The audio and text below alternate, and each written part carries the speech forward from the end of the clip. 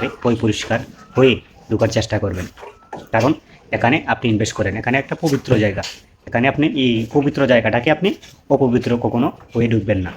আসসালামু আলাইকুম আমার পশুপ্রেমী ভাইয়েরা। নিজের জেলাকে প্রতিটা মানুষ ভালোবাসে। আজকে আমার নেত্রকোনা জেলা 10 হেক্টর জমি পানির নিচে আছে, ধানের জমি। এই নেত্রকোনা জেলা আমার ছিল ধানের জন্য সেরা, সেই আমার প্রিয় জেলাটি আজ পানির নিচে। কিন্তু আমি যে জায়গায় অবস্থান করছি এখানে হচ্ছে আপনার নেত্রকোনার মধ্যস্থ।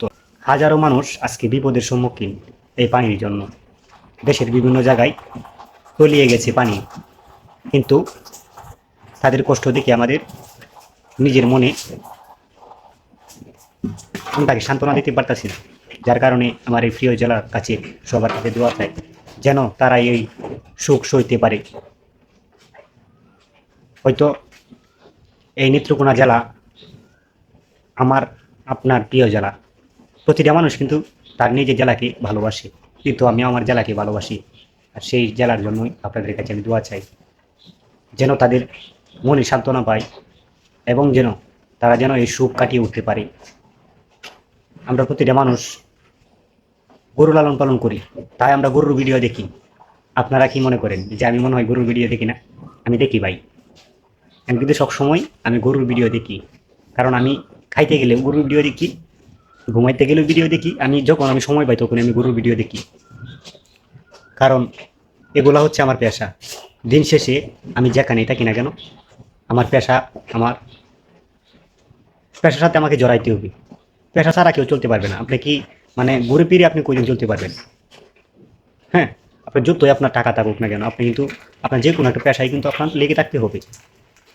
কিন্তু আমরা যারা গরু লালন পালন করি, আমাদের পেশাটার মধ্যে কোনো ছুটি নাই আর কি। এটাই মানে একটা ছুটি ছাড়া মানে নিজে আপনি সারাদিনে পরিশ্রম করতে হইব না। আপনি বেশি যদি আবার গরু লালন পালন করেন তাহলে আবার বেশিক্ষণ পরিশ্রম করতে হইব, আর যদি কম লালন পালন করেন তাহলে কম সময় পরিশ্রম করলেই আপনি ভালো থাকতে পারবেন। কিন্তু আমাদের যে পেশাটা, সেই পেশাটাকে বিভিন্ন মানুষ বিভিন্ন চোখে দেখি, বিভিন্ন মানুষ মানে এটাকে খারাপ চোখে দেখে, কেউ আবার ভালো চোখে দেখে। কিন্তু হয়তো আমরা রিজিকের জন্য এখানে এসেছি, আমাদের রিজিক মেটানোর জন্য, কিন্তু এই পেশাটাকে আমরা অবহেলিত করতে পারবো না। আপনাকে কে কী বললো সেটা আমার যায় আসে না। আপনি আপনার পেশা নিয়ে আপনি কাজ করুন, ইনশাল্লাহ আপনার বরকত আসবেই।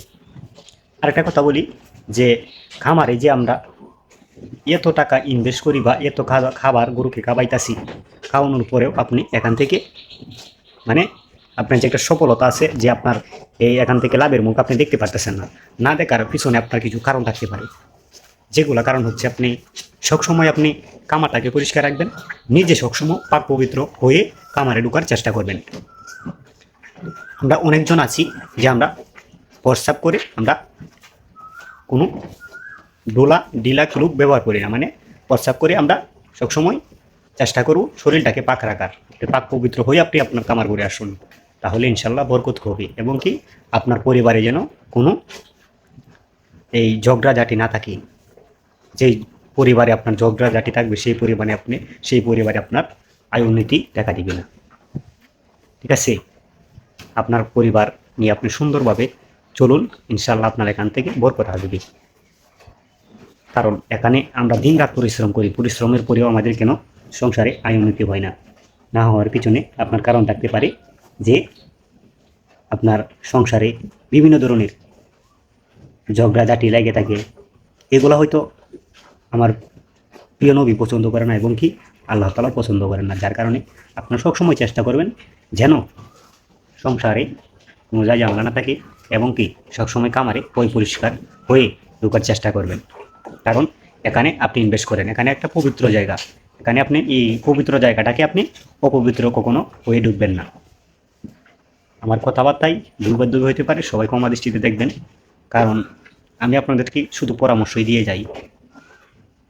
দিন শেষে আমি চাই যেন আপনারা আমার পরামর্শ শুনে একটু উপকৃত হন এবং কি আপনাদের কাছ থেকে আমি যেন শিক্ষা পাই এবং আপনারা আমার কাছ থেকে যেন শিক্ষা পান। আমি যদি একটা ভুল করি আপনারা আমাকে সেই ভুলটা ধরিয়ে দিবেন, সেটাই হচ্ছে মানে একটা শিক্ষার জায়গা।